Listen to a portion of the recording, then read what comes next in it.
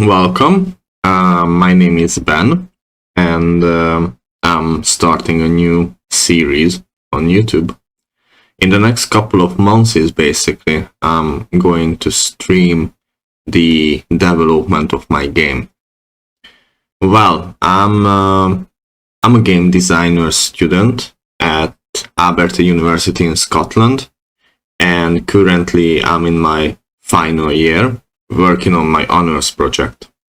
An honors project at Abertay can be a lot of things. It's a year-long project where you either do like a research paper, a piece of art, or like myself, a game that you develop based on research though.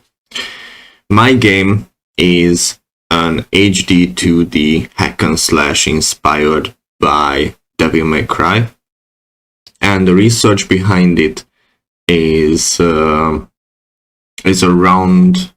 the remakes of games. My core concept for this project is basically analyzing what and do some research on Resident Evil 2, for example, or Final Fantasy 7, and try to find out why those games are considered as successful remakes. So I'm looking into game design decisions, I'm looking into changes that Capcom or Square Enix made in those games and how they justify them. And I'm trying to understand the logic behind it, the principles behind them, and applying it to my own game, because it's a hack and slash game like I mentioned, but it's heavily inspired by Devil May Cry to the point where I'm kind of remaking Devil May Cry in a 2D game. And it's an HD 2D technique that I'm using. It's for visual. Basically, an HD 2D is where you fuse 2D sprites with a 3-dimensional environment. The first game that actually used that kind of technique was Octopath Traveler by Square Enix again. They were looking for something new and fresh when they were developing Octopath Traveler, which is a JRPG. And they decided that they wanted a retro look, so obviously 2D games and 2D sprites, but they didn't want to exclude newer players who weren't born in the 90s, you know. So they put everything in a 3-dimensional environment with 3D objects, and mine is the same. Square Enix used Unreal Engine for the project for Octopath Traveler, and I'm also using Unreal Engine because that is the part where my project goes from a design project to a more technical project. I'm always been a more technical guy, a technical designer, if you want to say that. I like to sit down with a challenge and try to solve it technically. And with Unreal Engine is really good for 3D games. Unity, on the other hand, is really good for 2D games.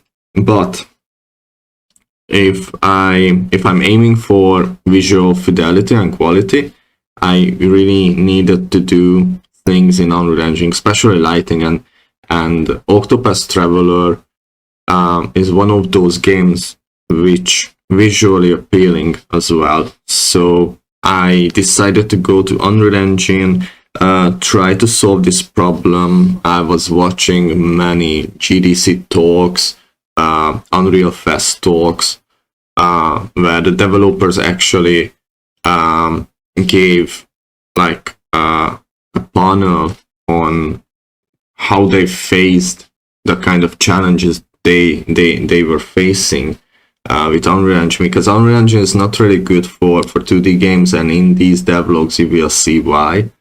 I just not cut out for it, but it's doable. There are a lot of workarounds, there are a lot of things that you can do with Unreal, especially with the plugin, which I'm sure you're going to see at some point in this stream as well.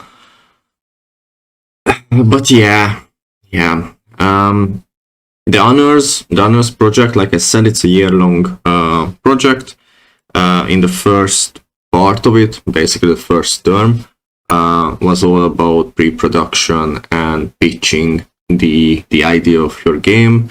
But I was a bit ahead, so I wasn't just pitching, I actually sat down and started to develop many of my mechanics that I wanted in my game. Because of my personal life, I was really busy last year. So I'm ahead, I'm already in production, and now that the term officially started at Abertay, I'm about to do level design, which I don't really like. I'm at that point just now. I'm not really a level designer. It will take me a lot of time, but I would like to invite you, and I hope I will having you throughout these development logs, where we can chat, where you can see what I'm working on, where you can see how I work on things. So just sit back, and if you have any questions, please let me know. First of all, let's go through the basics of my game. So it's a 2D hack and slash, controller supported hack and slash game, where I have this debug map just now opened on the screen. I have some enemies here. They have an AI controller, and they behave differently. This guy here is the latest one that I implemented here. He can basically vanish. That's why the sun is in that really odd looking rotation, so you can see his shadows. We have some smaller enemies, really just fillers, basically like this slime, and basic skeletons as well. We have a ranged enemy. He's throwing fireballs, and we have a really big one. He's untouchable on certain attacks. And we have the main character here as well. She can jump, she can attack, and if you do it with a rhythm, she's doing different type of attack animations. At the end of the level, and I'm planning to put that in the middle of the level as well, just the option to do that, you will be able to unlock skills. I have just the debug menu here. So the skills that you can unlock in this version of the game is double jump, dash, a 2 combo attack, and bullets. Oh yeah, I always forget that she can actually shoot as well. So the way I've designed that is to aim and then hit another button to shoot, and then you have to take away the weapon to shoot again. It's a design decision, so you are not spamming ranged attacks. But with this one, the blue light colored ammunition, basically, you can only stun the enemy, you don't damage it. But you can buy a skill to use damage bullets as well. So let me just buy all of these. This is a debug map, so I have a lot of currency that I can just spend. And if you do so, this is on the left hand side of the screen, on the bottom left, sorry. You can see that I'm changing the damage and a stun pistol. So with the damage, it's yellowish, reddish, and you can actually do some damages. You can dash forward, which is really helpful to just gain distance against your enemy. And if you dash and then attack, you do a 2-combo attack where your sword actually hits the enemy twice. So like this. I have some crates here that I'm gonna put on levels as well. This one here is for currency, so the red orbs, just like in Devil May Cry, is your currency, and green orbs from that other barrel basically is your health. So that guy I was talking about, let's just attack it. It vanishes like this, so you wanna try just to hit, find it. I reckon that if I can do like a really cool level where you can only see his shadows, it can be fun to play against.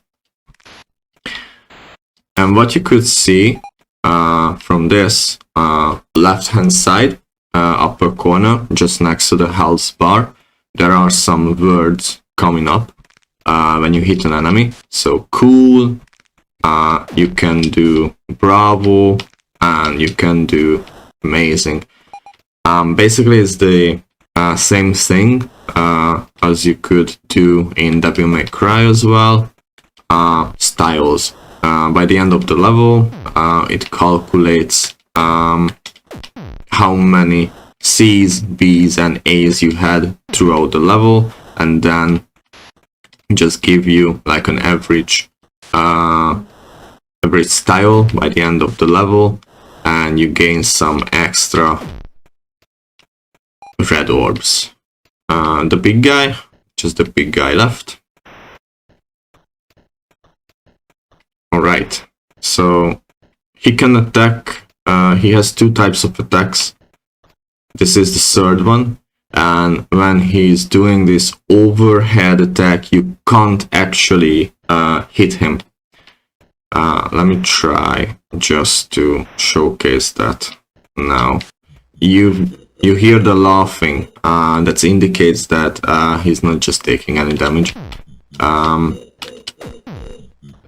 You wanna try to kill it as soon as possible and get away from him, because he hits hard, really, really hard.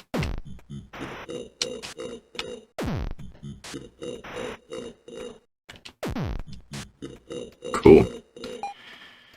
And as this game is a remake, or kind of, you know, working in that range, remake of the Devil May Cry in 2D, it's also a remake of the old games from the 90s, the beat-em-ups.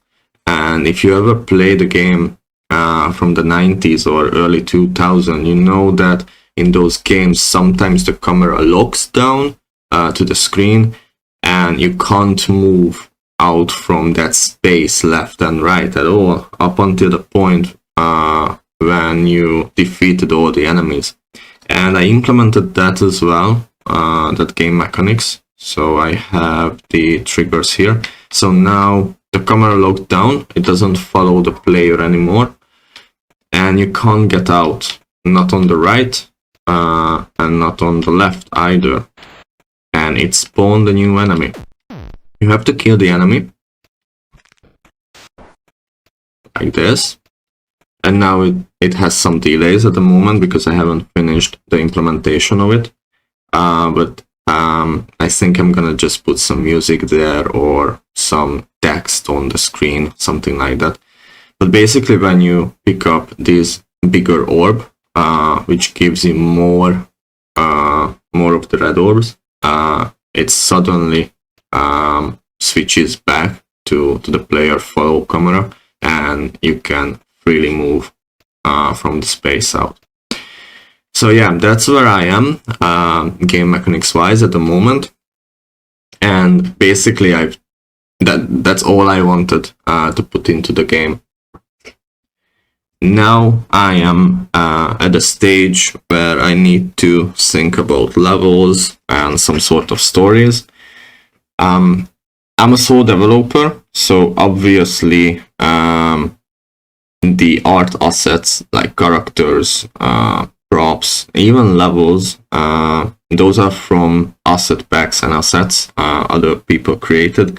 The character and the enemies are from one guy, actually three, because the skeleton and the slime is from different people. But I was aiming for visual fidelity, so at least they look apart. I don't have any more plans to add more characters, so that's done.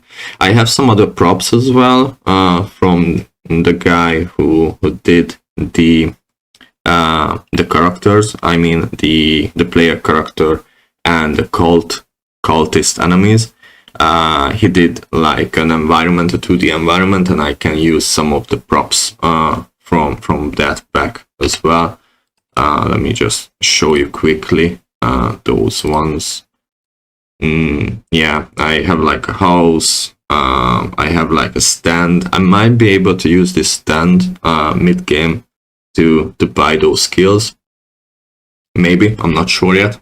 But I just, have some props like that I can use to populate some of the levels. I have a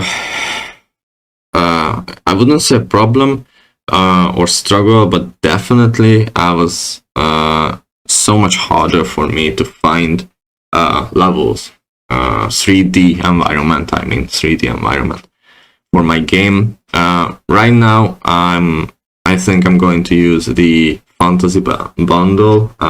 It's free for 2024 January. Unreal Marketplace, discount stuff. And there's another one, Downtown West, which is a free asset pack as well.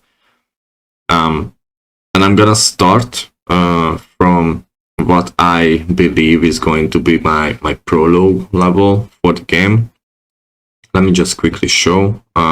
Hopefully it loads quickly. Yesterday I was streaming, but my voice wasn't the best. It was cutting out a lot. So I decided to, reintroduce the project again